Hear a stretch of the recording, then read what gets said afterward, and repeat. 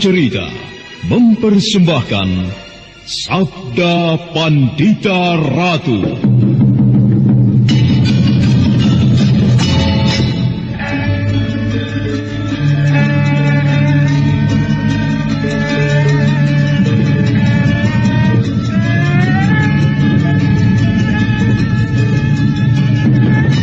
Kureguk anggur Mahadewa, kucicipi madu sabdanya.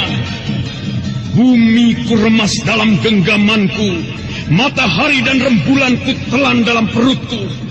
Apakah mungkin aku akan menjadi bunga yang bisa kau petik dan kau sunting? Sementara jika layu, akan kau campakkan begitu saja, seperti cermin retak yang tak berharga.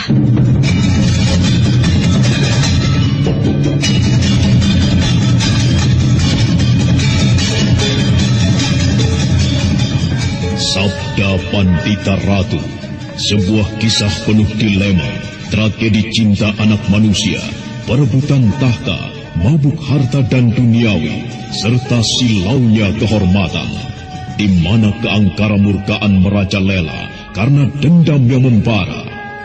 Kisah ini berlatar belakang berdirinya Singasari. Ken Arok, dialah pemuda yang merekuk pahit getirnya kehidupan. Namun sebenarnya, dialah yang harus melaksanakan sabda-sabdanya. Perjalanan sengsaranya adalah awal untuk meraih keberhasilan, untuk menuju kejayaannya di saat Singasari berdiri. Apakah cita-citamu itu, Kenomang? Aku ingin mengubah nasibku. Aku bosan dengan kehidupanku selama ini yang terlunta-lunta, akrab dalam pelukan kemelaratan. Kadangkala aku berangan-angan, aku adalah seorang istri dari Patih.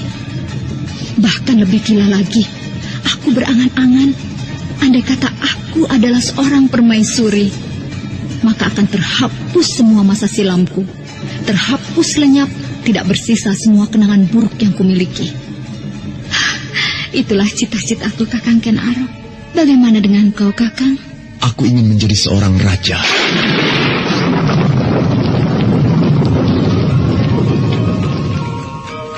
Sabda Pandita Ratu. Naskah ditulis oleh Pondra Swasti Langit, diolah oleh Agung Bahrodi, didukung oleh artis-artis terkemuka Ferry Fadli, Eli Ermawati, M. Abud, Ivone Rose, dan lain-lain. Teknik dan montase Ibing Arifin, dengan sutradara Dian Pertiwi.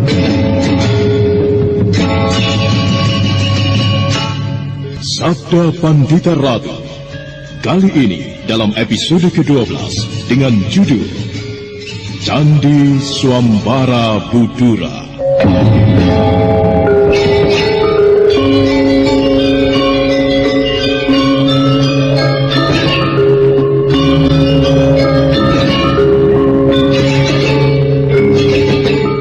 Dalam seri ke-347 ini dengan para pemain Hari Akik sebagai Sakya Murti, Ana Sambayon sebagai Nyai Saur Pitutur, Naryo sebagai Presima, Wahyu Chandra sebagai Brahmana Loh Gawe, dan Asdi Suhastra, pengantar cerita. Suara pertempuran yang terjadi di pelataran candi itu menarik perhatian Brahmana Loh Gawe bersama Sang Wasi Presima yang berada di tingkat 2 Candi Swambara Budura.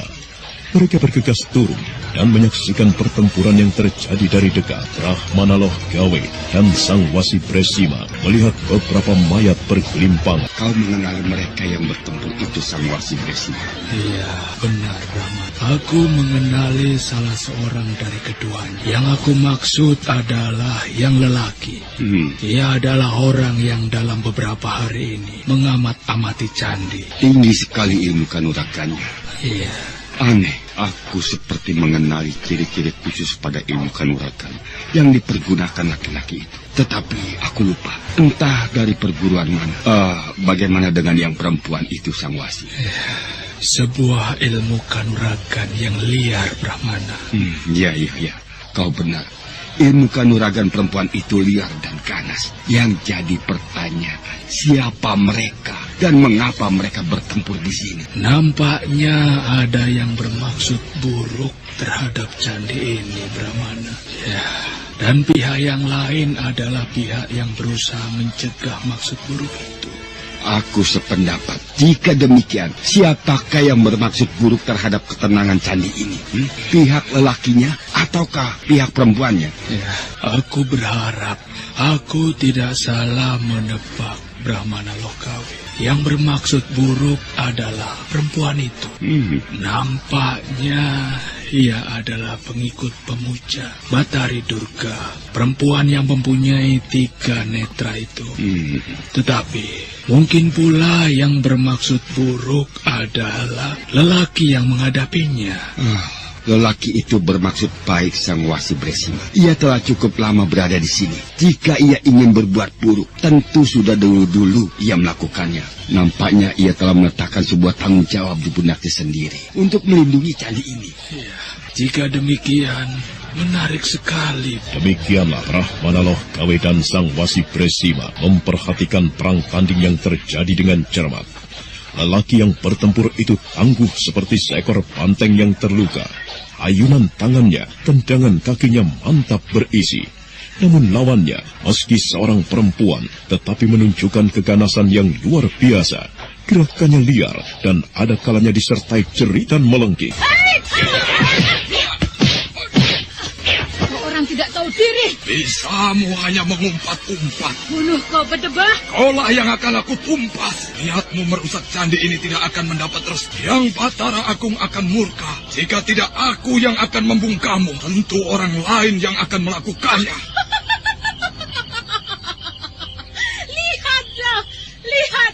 Lihatlah apa yang bisa aku perbuat. Dan janganlah kau bermimpi akan dapat membunuhku. Kaulah yang akan menjadi persembahan bagi kekuatan yang bersumber pada Batari Durga.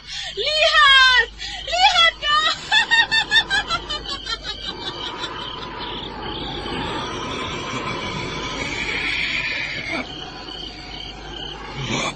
Angin tiba-tiba hadir, berputar dari semak dan perdu, mengaduk debu dan dedaunan. Tetapi Sakyamurti tidak mau dilindas oleh kekuatan ajian yang dibangkitkan oleh lawannya. Itulah sebabnya Sakyamurti telah menggelar ajian Raga Bajra di tangan kanannya.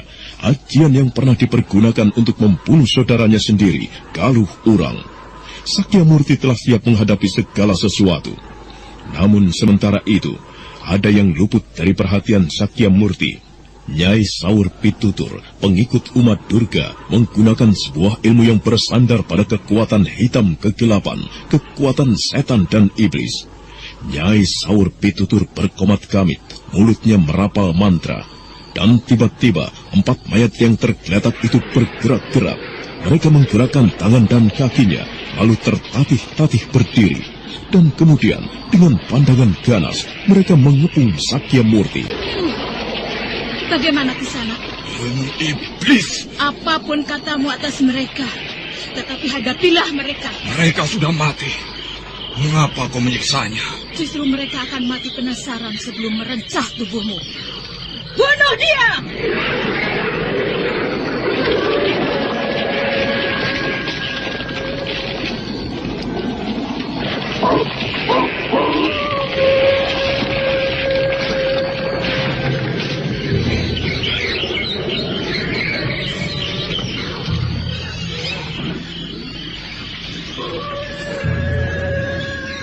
Sakyamurti tidak menjadi ketakutan melihat mayat-mayat itu bangkit dan kemudian mengepungnya. Dia telah mantap mempersiapkan ajian Raga Bajra. Dengan langkah-langkah yang kaku, mayat-mayat hidup itu mengepung, merapatkan kepungan. Sang Wasi Bresima yang menyaksikan peristiwa itu merasa jantungnya seakan-akan hendak copot. Mayat-mayat itu hidup kembali, Brahmana. Ya, aku menjadi yakin sekarang bahwa lelaki itu berada di pihak yang benar. Ia melindungi candi ini dari maksud buruk perempuan itu. Dan sebaliknya perempuan itu jelas pengikut dari umat Durga. Ilmu aneh yang dimiliki, di mana mereka yang telah terbantai hidup kembali, adalah sebuah ilmu yang berlandaskan kekuatan yang bersumber kegelapan, kekuatan setan. Ya, jika demikian, kita harus melibatkan diri, Brahmana. Jangan dulu Sang Wasi Bresima. Aku melihat lelaki itu bukan orang yang lemah. Lihat, ada cahaya lamat-lamat di tangan kanannya. Ia menyimpan kekuatan ajian yang luar biasa. Tunda dulu keinginanmu. Kita lihat apa yang akan terjadi.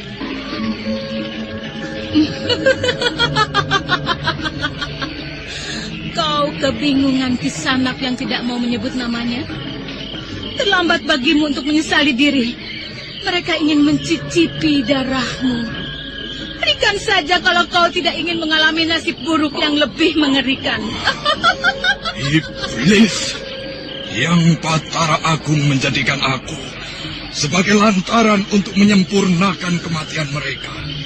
Juga kematianmu tertimpa Raga Bajra. Kalian semua tertimpa gunung meletus. Iya! Mati kalian semuanya. Mati. Jangan merasa puas diri dulu, Kisanak. Lihatlah. Lihat apa yang mereka lakukan. Bangun. Bangun. Ayo bangun kalian. Bangun dan lawan lagi. Bunuh orang yang tidak tahu diri itu. Berdebah. Lihatlah, mereka akan siap mencicipi gurihnya darahmu, Kisanak. Sebenarnya lah apa yang dikatakan oleh Nyai Saur Pitutur itu dirangsang oleh rapal dan mantra yang diucapkan. Tertatih-tatih mayat-mayat yang bergelimpangan itu berdiri lagi. Tertatih-tatih mereka berjalan mendekati Sakya Murti. Sakya Murti menjadi marah. Kedua rahangnya terkatup erat dan sekali lagi dia menggelar ajian Raga Bajra di tangan kanannya dan siap melumat mereka.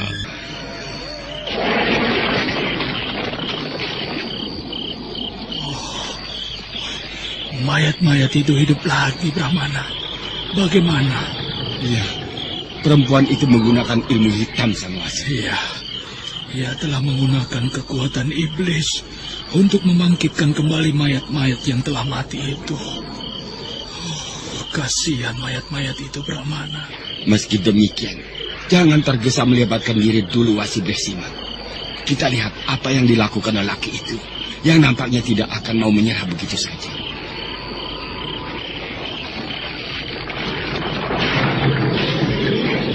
Mulai kebingungan Kisanak.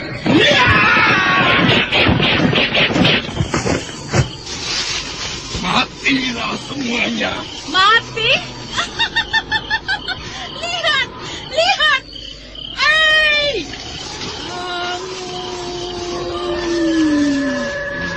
Boleh aku melibatkan dirinya? Sedemikian terpusatnya perhatian Sakya Murti dan Nyai Saur Pitutur. Mereka terkejut ketika telah ada dua orang yang berdiri tidak terlampau jauh dari perang tanding yang terjadi itu. Sakya Murti mengangguk hormat, memberikan penghormatan kepada Loh Gawe. Apa yang kau inginkan, kakek tua? Aku tidak senang menyaksikan tontonan yang mengerikan seperti itu. Lihat mayat-mayat yang kau hidupkan kembali itu. Kasihan mereka. Seharusnya bukan perlakuan semacam itu yang mereka dapatkan. Kau pun bisa merasakan kalau kau menginginkannya, kakek tua. Tidak. Aku tidak ingin mengalami nasib seperti mereka. Debah, apa yang kau lakukan itu?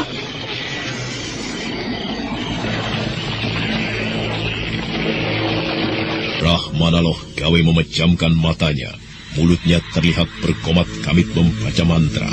Kemudian mata yang terpejam itu terbuka kembali. Brahmana Loh Gawe masih melanjutkan komat-kamitnya dan tangannya seperti melambai pada mayat-mayat hidup. Mereka kemudian kehilangan tenaga dan kemudian ambruk. Setan alas! Bangun!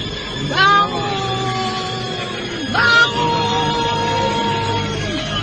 Nyai Saur Pitutur menjadi liar. Tangan-tangannya diangkat dan digerak-gerakan liar. Mulutnya berkomat-kamit merapal mantra, berusaha menggunakan kekuatan hitamnya untuk membangkitkan mayat-mayat itu kembali. Tetapi Brahmana Loh Gawe tidak tinggal diam. Brahmana itu kembali memejamkan matanya dan di keheningan dalam hatinya, Brahmana itu memperkuat rapal mantranya. Bangun kalian. Bangun kalian semuanya. Ayo, kalian belum waktunya mati. Bangun, serang orang-orang itu.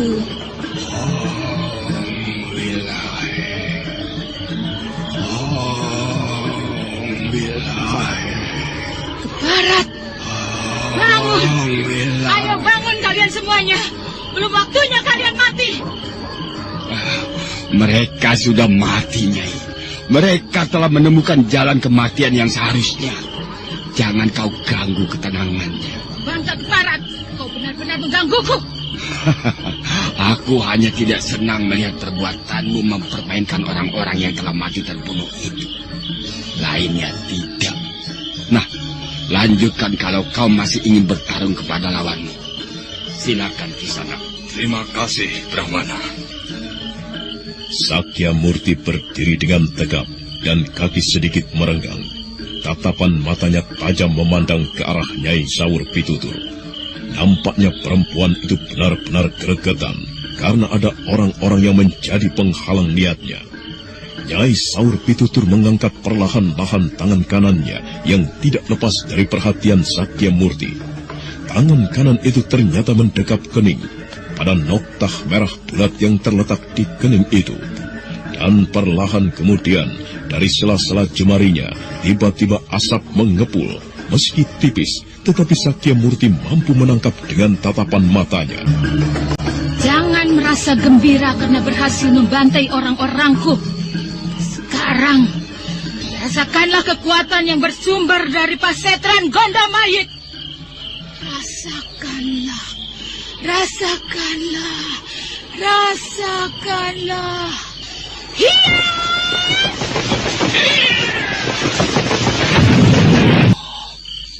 Sang Brahmana, perempuan itu lenyap. Sang Wasi, kau tolonglah laki itu. Aku akan kembali ke candi. Dengan cepat sekali, Nyai Saur Pitutur melenting dari bangunan candi ke bangunan candi yang lain, dan jauh di belakang Brahmana Loh Gawe mengejar. Hingga kemudian sampailah Nyai Saur Pitutur di puncak stupa. Terlihatlah di sana seorang perempuan hamil tengah duduk bersimpuh dengan tangan menyembah. Perempuan yang hamil itu terpaku dalam semedinya. Perempuan ini yang aku cari. Aku harus mengganggunya. Aku harus mengacau tapa brata yang sedang dilakukannya. Nyai Saur Pitutur melangkah semakin dekat. Tangan kanannya terangkat perlahan dan kemudian mengusap ke arah keningnya yang ditandai noktah bulat berwarna merah. Lamat-lamat bagaikan terbayang di kelopak matanya bagaimana Uma Durga telah menjatuhkan perintah kepadanya. Ganggu dia. Ganggu perempuan yang sombong itu. Aku tidak senang dengan Topo Broto yang dilakukannya. Ganggu dia. Kacaukan pemusatan semedinya. Lakukan perintahku. Nyai Saur Pitutur telah siap. Di bagian lain dari Candi Swampara Budura itu, Brahmana Loh Gawe kebingungan karena kehilangan jejak. Namun dia segera melesat ke arah puncak candi. Tetapi dia terlambat sekejap. Nyai Saur Pitutur, pengikut kekuatan gelap Uma Durga itu telah siap. Tangan kanannya telah menyimpan kekuatan dahsyat. Aku harus mengganggunya. Bila perlu, aku harus membunuhnya. Aku harus membunuhnya. Hah? Menjadi 3. Perempuan itu ada 3. Gila. Yang mana perempuan itu yang sebenarnya? Berdebah ke barat. Apa yang kau lakukan itu? Pergi kau kakek tua. Aku tidak akan membiarkan apa yang kau lakukan. Brahmana Loh Gawe merasa lega ketika melihat Pinaka Swasti Ratu masih berada di tempatnya. Namun Brahmana Loh Gawe terkejut saat menyaksikan tubuh yang bersemedi itu telah berubah menjadi 3. Pengikut Uma Durga itu kebingungan memilih mana Pinaka Swasti Ratu yang sebenarnya. Dan belum lagi Saur Pitutur berbuat apapun, sekali lagi dia dikejutkan oleh keadaan yang tidak terduga. Di langit, bulan sepenggal yang menggantung di barat tiba-tiba menjadi semakin gelap dan semakin gelap, yang terlihat menjadi kabur dan semakin kabur, hitam dan semakin hitam. Apa yang terjadi ini? Makin hitam, semakin gelap-gelap. Aku kesulitan melihat apapun. Aku kesulitan melihat apapun. Akhirnya yang nampak hanya hitam kelam. Melihat jemari pun perempuan itu tidak mampu lagi. Seperti orang buta, dia terhuyung-huyung. Hal yang sama dialami pula oleh Brahmana Loh Gawe. Dia juga kebingungan melihat gejala aneh itu. Namun Brahmana Loh Gawe menerimanya dengan hati yang lebih mapan. Brahmana itu merasa yakin bahwa apa yang terjadi itu adalah sebuah perlindungan yang gaib terhadap candi atau terhadap pinaka yang sedang bersemedi. Apa yang terjadi? Apa yang terjadi? Apa yang kau lakukan? Mengapa aku tidak bisa melihat apapun? Oh, keparat semuanya, gila semuanya. Parat, berdebah, gila semuanya. Mengapa begini? Berputar. Berputar. Mengapa begini? Berbagai macam sumpah serapah dari perbendaharaan kata-kata yang paling kotor keluar dari mulut Nyai Saur Pitutur, pengikut umat Durga itu. Tiba-tiba dia merasa menjadi buta karena tidak mampu melihat apapun. Dan di dalam lingkungan candi yang banyak sekali menyimpan bagian-bagian bangunan, dia sering menabrak dinding. Suatu ketika, dia yang merasa marah sekali, mengayunkan tangannya, menghantam dinding itu. Tetapi candi itu bagaikan mendapat perlindungan kekuatan aneh, kekuatan yang tidak sewajarnya. Bukan batu candi itu yang berantakan, namun justru tangannya sendiri yang luka berdarah dan terasa amat pedih. Berdebah iblis. Aku menjadi buta. Tidak bisa melihat apa-apa. Mengapa begini? Semai. Di tempatnya semula dia berdiri, sang Brahmana Loh Gawe segera duduk bersimpuh dan kemudian bersila. Dan sesaat kemudian, Brahmana Loh Gawe telah merambah ke sebuah dunia yang lain. Manakala semedinya semakin terpusat, seolah-olah telah menjelajahi daerah yang sebelumnya tidak pernah terjamah. Pukulan yang dilontarkan oleh perempuan itu ternyata luar biasa. Orang ini masih juga belum siuman dari pingsannya. Aku telah berusaha mengurut dan merangsang simpul-simpul sarafnya. Akan tetapi, ia masih pingsan. Siapa sebenarnya orang ini? Mengapa ia berkepentingan sekali ikut melindungi Candi Swambara Budora? Ilmunya tinggi sekali. Ajiannya benar-benar mampu merontokkan sebuah batu sebesar gajah sekalipun. Akan tetapi, ilmu perempuan itu ternyata lebih dahsyat lagi. Kau sudah siuman Kisanak? Namaku Brisima. Tolong. Apa yang harus kulakukan? Lindungi anakku. Lindungi anakmu. Siapa namamu Kisanak?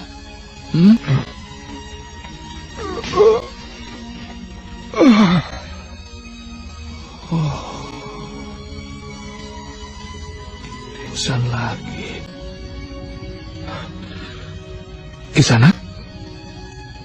Kisanak?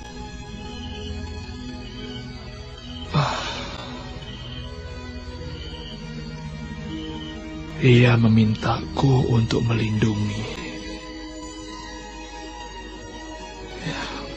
anaknya. Siapa anaknya? Sakyamurti pingsan lagi, kepalanya terkulai ke kiri. Wasi Bresima sekejap terpaku memikirkan. Tiba-tiba dia seperti menemukan sebuah jawaban.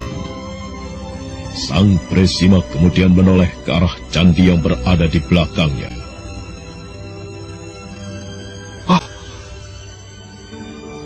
Hilang. Candi itu kemana? Sang Wasi Bresima, wasi yang berasal dari bumi Panarukan itu, terkejut menyaksikan keadaan aneh di depannya. Dalam tatapan matanya, jelas candi itu telah murca. Yang terlihat kemudian hanyalah bagian yang sangat gelap, hitam pekat dan serasa padat. Gelap itu telah melindungi candi dari pandangan mata. Candi itu tidak nampak. bukan hilang, tetapi tidak kelihatan. Sesuatu telah menyelubunginya. Apakah yang telah terjadi di sana? Apakah Brahmana Logawe berhasil mencegah perempuan itu mengganggu Nyai Pinaka? Apa yang harus aku kerjakan? Sang Wasi Presima meletakkan tubuh Sakyamurti di tanah. Sang Wasi kemudian berlari mendekat ke arah candi, hingga kemudian tepat berada di bawahnya. Namun Sang Wasi Presima harus tercekap hatinya, karena tidak mampu menembus bagian hitam yang melindungi candi itu. Sang Wasi Presima tertegun melihat keadaan aneh yang terjadi di belakangnya. Candi Swampara Budura telah lenyap, diselubungi gelap yang amat pekat. Saudara pendengar, untuk mengetahui jawabannya, ikutilah kelanjutan kisah ini dalam seri berikutnya. Sampai jumpa.